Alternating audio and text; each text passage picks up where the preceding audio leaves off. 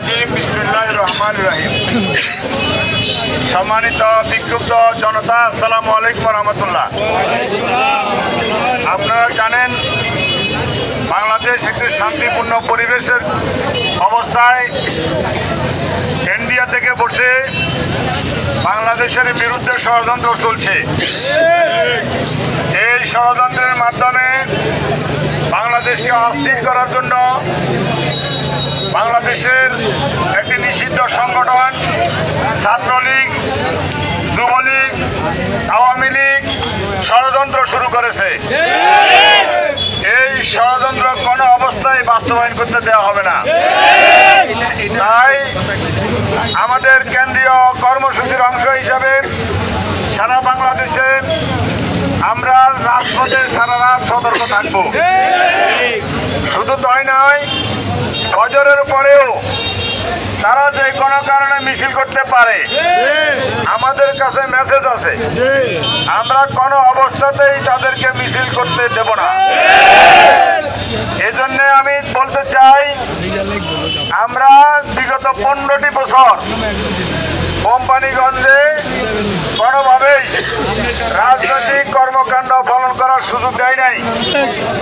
সে অবস্থায় তারা শত শত লোককে হত্যা করে, শত শত লোক, হাজার হাজার লোকের আহত করে দেশটাকে একটি সন্ত্রাসের জনপদ তৈরি করে, গণতন্ত্র হত্যা করে, এক পর্যায়ে পালিয়ে যাওয়ার পরে আবার দেশে অস্থিরতা সৃষ্টি করবে, তা হতে দেওয়া হবে না। সেজন্য আমি সকল কর্মী ভাইদেরকে অনুরোধ করব, আইন আমরা হাতে তুলে নেব না, কিন্তু কেউ যদি আইন হাতে তুলে নেয় তাকে ছাড় দেওয়া হবে না। প্রশাসনের কাছে আমরা অনুরোধ করতে চাই, আপনারা সতর্ক থাকুন। রাষ্ট্রীয়ভাবে নিষিদ্ধ সংগঠনের যদি কোনো মিছিল হয় এবং তারা যদি কোনো ল অ্যান্ড অর্ডার লঙ্ঘন করে, এর জন্য প্রশাসনও দায়ী থাকবে। সম্মানিত ভাইরা, আমি আপনারা সবাই শান্তিপূর্ণভাবে মিছিল করার কারণে আপনাদেরকে ধন্যবাদ জানাই। সম্মানিত ভাইরা, আমাদের এখানে কর্মসূচি শেষ নয়, আমাদেরকে দীর্ঘমেয়াদী কর্মসূচি নিয়ে এগিয়ে যেতে হবে। কারণ বাংলাদেশে এখনো কোনো স্থানীয় নির্বাচন, জাতীয় নির্বাচন হয়নি। এদেশের জনগণের বাংলাদেশ জামায়াত ইসলামী ইতিমধ্যে আস্থা অর্জন করতে সক্ষম হয়েছে। ডাক্তার শফিকুর রহমান সাহেবের বক্তব্য, জামায়াত ইসলামীর নেতা সৈয়দ আব্দুল্লাহ মোহাম্মদ তাহের সাহেবের বক্তব্য, জামায়াতের স্থানীয় নেতা আমাদের কোম্পানিগঞ্জের জাতীয় সংসদের প্রার্থী অধ্যক্ষ বেলায়েত হোসেন সাহেবের বক্তব্য এদেশের জনগণ গ্রহণ করে নিয়েছে।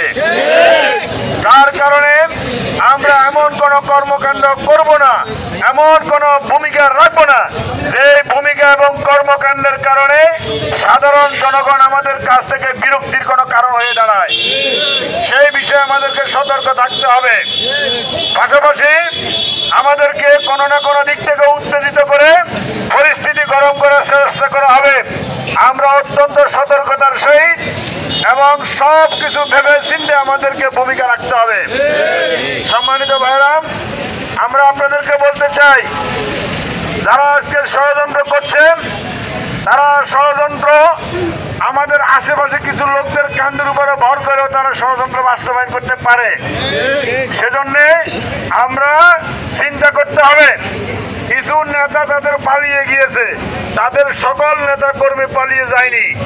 তারা বিভিন্নভাবে বিভিন্ন জায়গায় বিভিন্ন ক্ষেত্রে অবস্থান করে। সেই অবস্থায় আমাদেরকে চোখ কান খোলা রেখে এই কর্মসূচিগুলো বাস্তবায়ন করার ক্ষেত্রে সতর্ক দৃষ্টি রাখার উদাত্ত আহ্বান জানাচ্ছি। পরিশেষে বলতে চাই, বাংলাদেশ সরকারের যারা দায়িত্বে আছেন, প্রশাসনের দায়িত্বে যারা আছেন, আমরা আপনাদেরকে বলবো, বাংলাদেশকে শান্তিতে রাখুন, শান্তিতে থাকার সুযোগ দিন।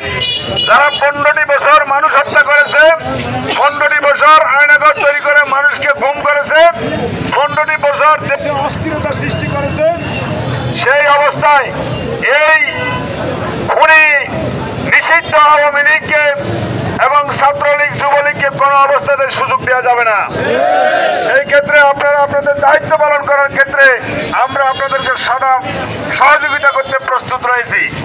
আসুন আমরা আজকে রাত এবং আগামী দিন সতর্ক থাকার উদাত্ত আহ্বান জানিয়ে আমার বক্তব্য আমি এখানে শেষ করছি। আসসালামু আলাইকুম ওয়া রাহমাতুল্লাহি ওয়া বারাকাতুহু।